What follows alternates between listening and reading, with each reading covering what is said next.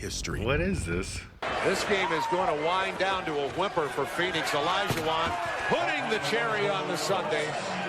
Oh, that's right. Ainge just That's tried to right. rifle the ball in, and Ellie is mad. All right, welcome back to another After Dark, everyone. Hope you all are having a good night so far.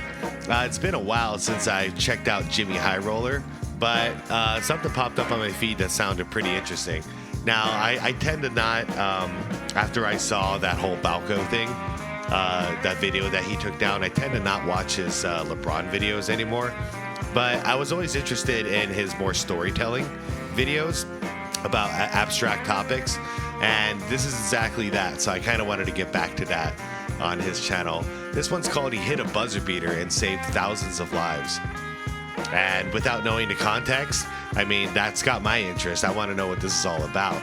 So as I'm always going to do, as I always do, I'm linking the original video from Jimmy down below in the description box. So if you want to check out his channel, if you want to check out this video, feel free, go right ahead. Everybody else, please leave this video a like. It helps out a ton. It feels crazy that I don't know what the heck this is. What buzzer beater in history saved thousands of lives? So I have no idea. I want to get into it. Let's check this out, everybody. Yeah, let's do it. A game-saving play. There's nothing else like it in basketball. A block. Throws it up for Ayton. Shot blocked by Antetokounmpo. A steal. Quickly. Does to Lambeer. Stolen by Bird and the cut to DJ. Yes! Yes! And a foul. A game-saving shot. Is this the dagger? That shot. But have you ever seen a life-saving play? Nope. This is McCall Riley, senior forward for the University of Alabama in the late 2000s, and he's playing in the SEC tournament. It's the biggest game of his life up to this point. Game on the line, down 3, with 2 seconds left on the clock. Okay, this is going to be cool. I can straight up say I don't know about this story, so let's do it. And he's about to hit a shot that not only nearly saved this game for his team, but quite possibly saved the lives of thousands of people. Riley for 3. All right, that pushed it to OT. We're hearing some rumbling behind us. Oh, crap, earthquake? Building is rocking a bit. Was that real? Today's video is sponsored by Man. DraftKings. No time to gamble right now. I want to know the story. All right, everybody, if you want to support Jimmy and use some DraftKings. Ooh, this is a long promo. Come on. Where is it? I might as well just show it. There it is. Promo code. All right, Promo code Jimmy High Roller only at DraftKings Sportsbook. let's do it.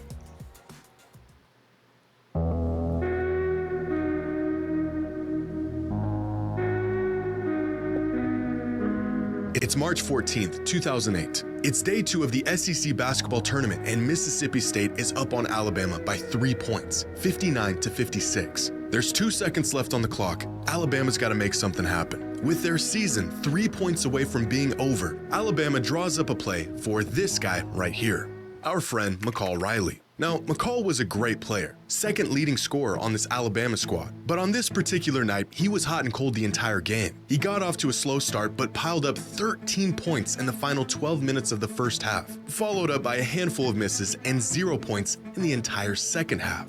At least up to this point. Wow. This was McCall's last chance at this. He was a senior. His team was on the brink of elimination. Wait, so he went ice cold the whole second half? And we're putting a ball in his hands at the buzzer?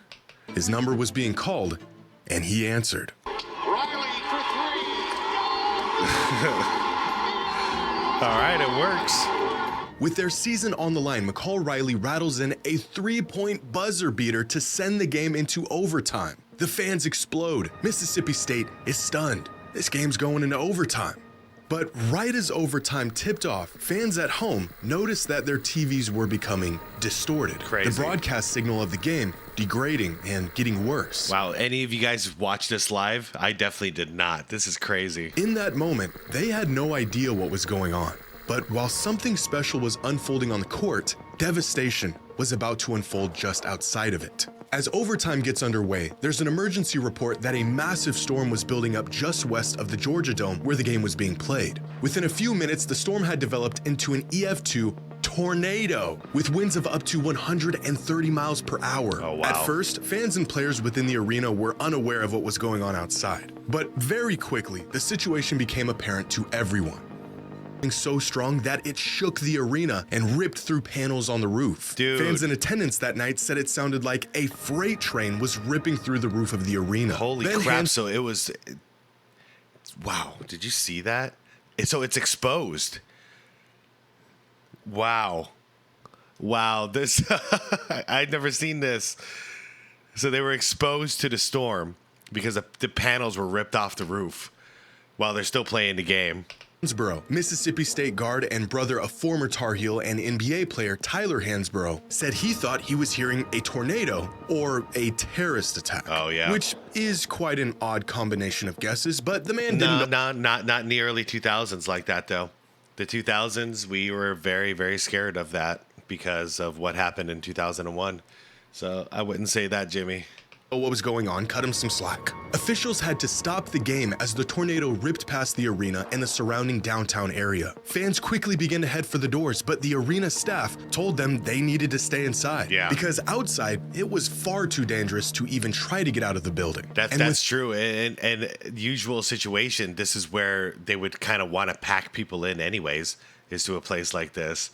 So they're already there. Worst thing you can do is go out into the storm. Within a few minutes, the Whoa. tornado had passed through, causing more damage than the staff and engineers on site had initially thought. It wasn't until later that weather services were able to track the path of the tornado and its destruction, where they came to the bleak realization that this tornado came within just 100 yards of the arena, Whoa. wiping out everything in its path downtown and causing $500 million in damage. One football stadium separated that storm from all those people. That's crazy. The worst realization came a couple days after, when a body was found amongst the debris of the tornado. Wait, what? Proving that this was a fatal event.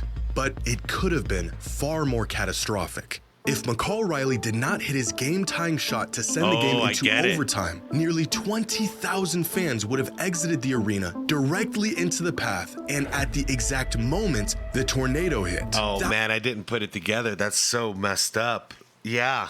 If that was the end at regulation, everyone would have flooded out and gone right into a tornado. Holy crap. Thousands of people would have been in danger. The downtown area that was wrecked by the tornado would have been filled with people. What could have unfolded in the following moments would have been devastating. But thanks to a buzzer beater, these fans stayed in their seats, safe and away from the storm. The game went into overtime, and the streets were essentially empty.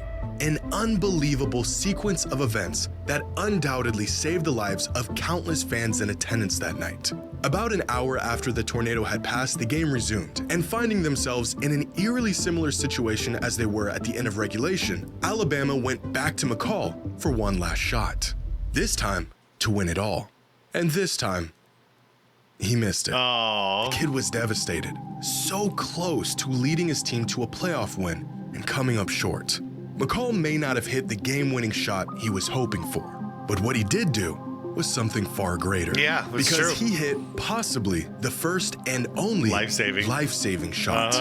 And that, ladies and gentlemen, is the butterfly effect. When one seemingly insignificant occurrence has rippling effects, leading to some consequential event, sometimes long after the initial event. That's crazy. And this is just one of many butterfly effects within the world of basketball that you have to see to believe. Oh, we got more. Okay.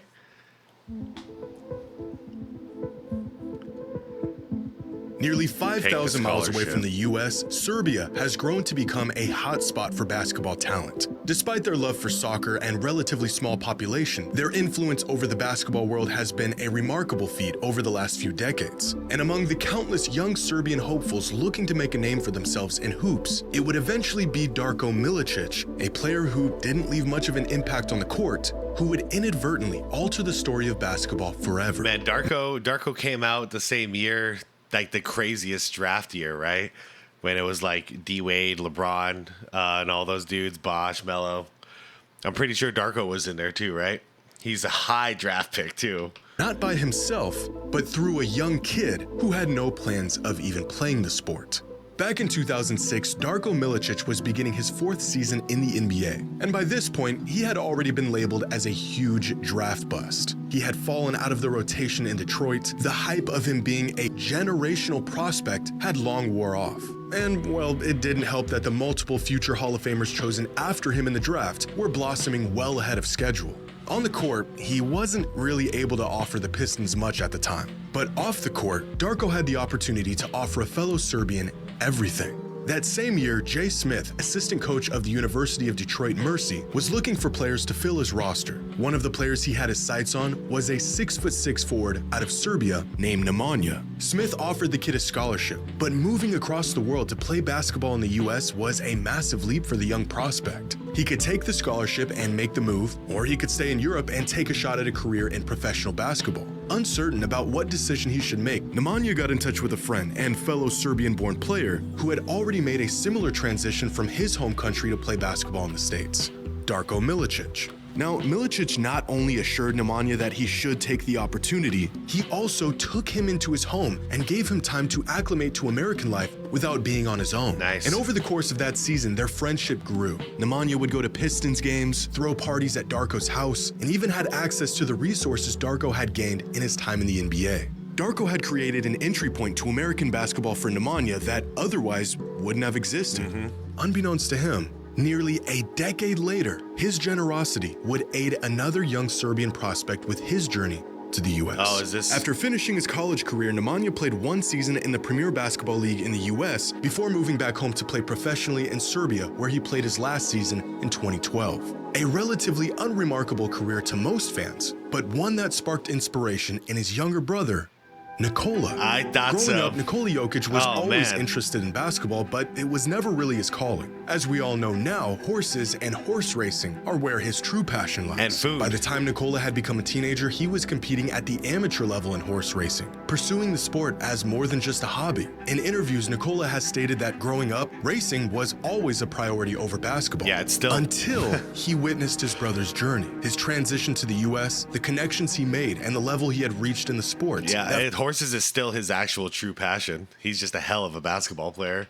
for the first time, making a career out of basketball materialized into a possibility for a young Nikola Jokic. And so at 14 years old, Nikola made the decision to forego any aspirations of becoming a horse racer and put all of his efforts into basketball.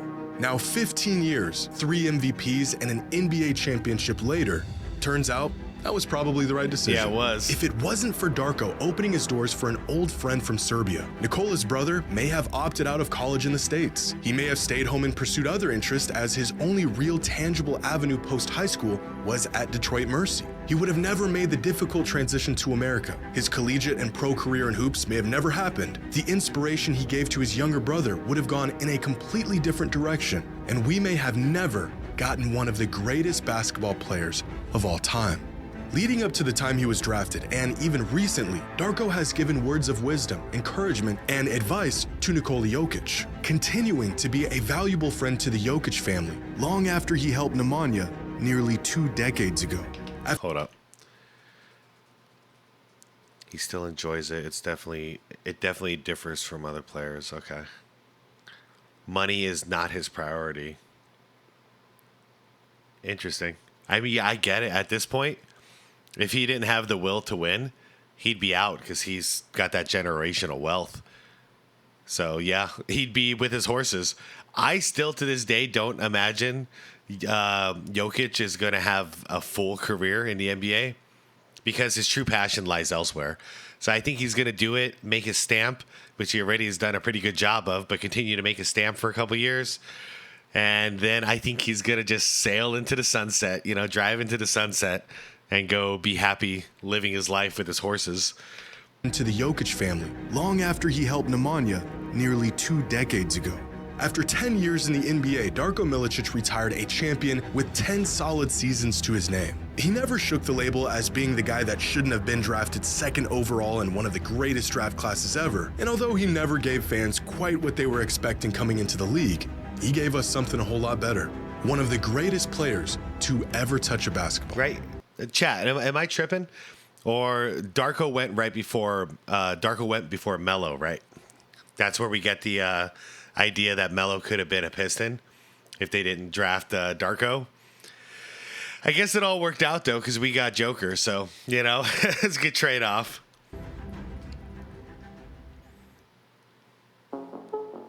Danny Ainge. Long-range Ainge.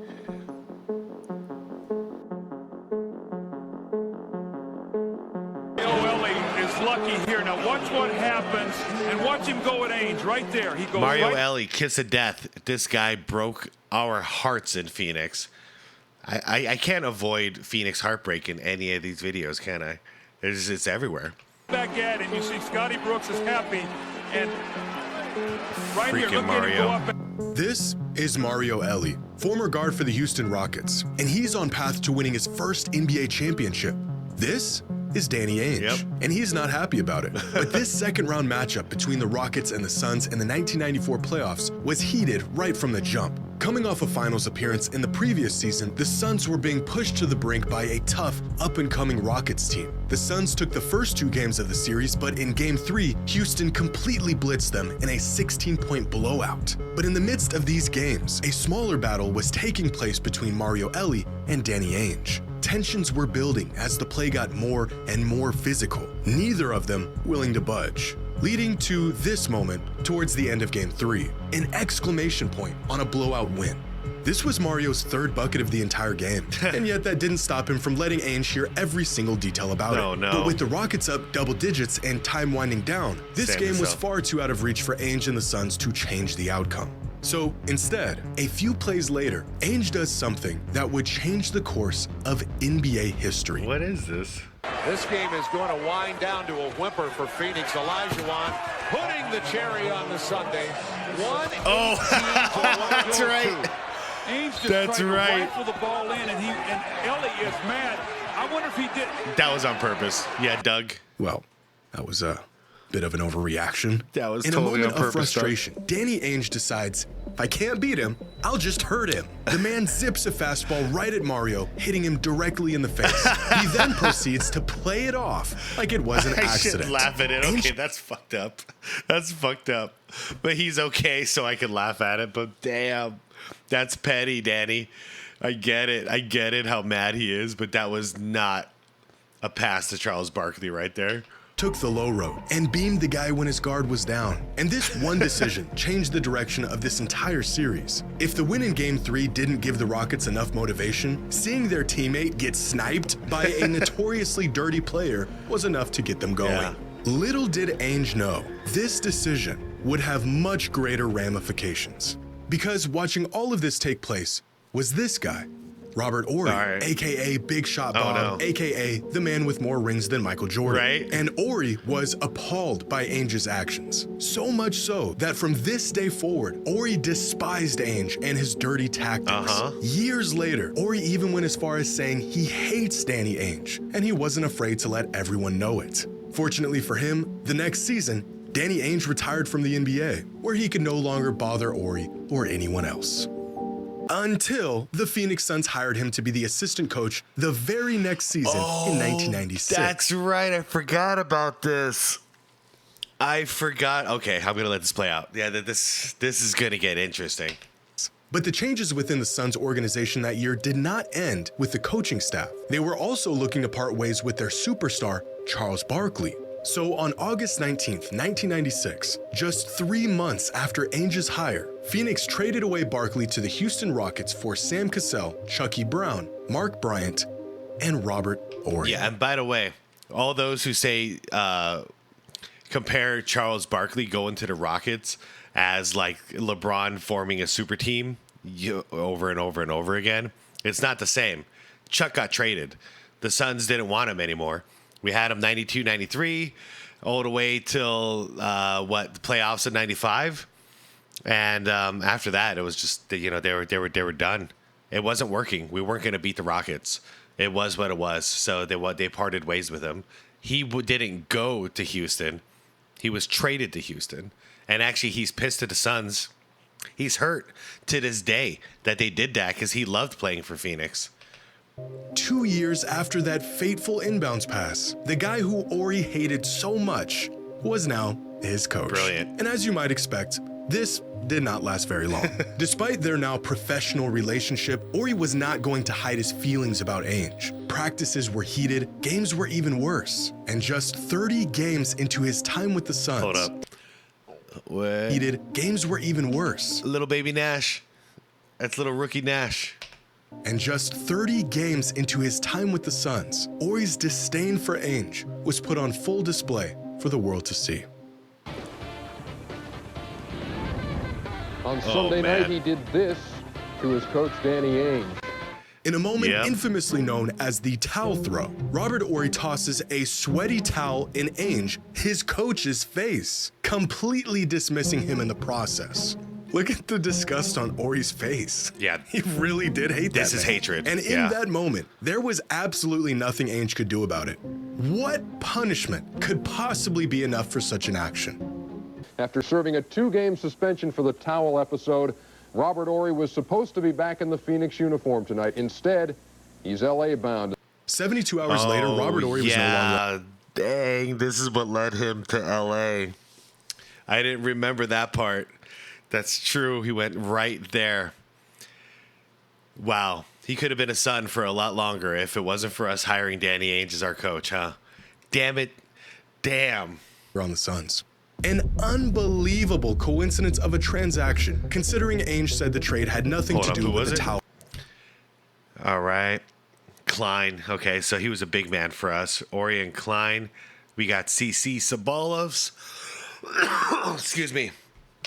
Unbelievable coincidence of a transaction, considering Ainge said the trade had nothing to do with the towel incident. Right. The team Ori was traded to, a young, rising team in the Los Angeles Lakers, who signed Shaquille O'Neal and drafted Kobe Bryant just 6 months prior. And it was in LA where Ori would grow his legend as one of the biggest clutch shot makers in NBA history. big shot, Bob. Shots that were the deciding factor in championships, and plays that solidified the legacies of both Shaq and Kobe during their three-peat. If Danny Ainge doesn't rifle a pass at Mario Elie, Robert Ori never grows to hate the man. There's no tension between the two of them. Ori never throws the towel, and he never gets shipped off to the Lakers, completely altering and very possibly preventing a three-peat championship run half a decade later. That's for real. Take out Ori from that lineup, and I don't know if they win it. Call me crazy, but that was Robert Ori. He was the silent killer. All of this because Mario Elie got a tough bucket and Ainge had to crash out in the final moments of a playoff game that was already decided. Yep. Years later, Robert was asked if he regretted throwing the towel or if he would change anything about that incident. A changed man, Robert said, "Yeah, of course. If he could do it all over again, he would have thrown a brick." And that is the butterfly effect. When one person's actions spur a series of events that leads to something much, much bigger. Oh man, that was a good video. That was a good video about the butterfly effect, and I love that. Like, I only knew little tidbits of that final story, and so for the most part, all this was fresh for me. That's good stuff. See, this is the kind of Jimmy stuff I like, because he can't talk about LeBron. If he talks about LeBron, it's so, it's overly fanboy. Where he just justifies even cheating from LeBron. He's like, yeah, it's fine because, he's cool. Like, take your steroids, no problem. Because I like you, so cheat.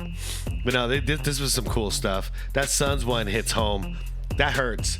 That had me reliving the Rockets destroying us, and then I didn't realize what led into us getting rid of Ori like that. I didn't like put the history together, But there it is.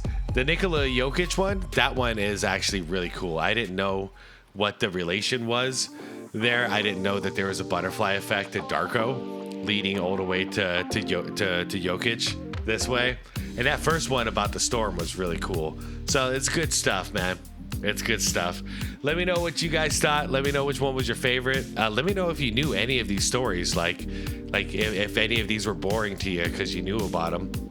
Anyways, I'll talk to you guys in the comments down below. I appreciate you all. Please leave a like to this video if you enjoyed it. And, subscribe to the channel if you want more content like this. I'll see you tomorrow morning for the next one. Go tell your loved ones you love them. Be good to your people. And, peace out, everybody.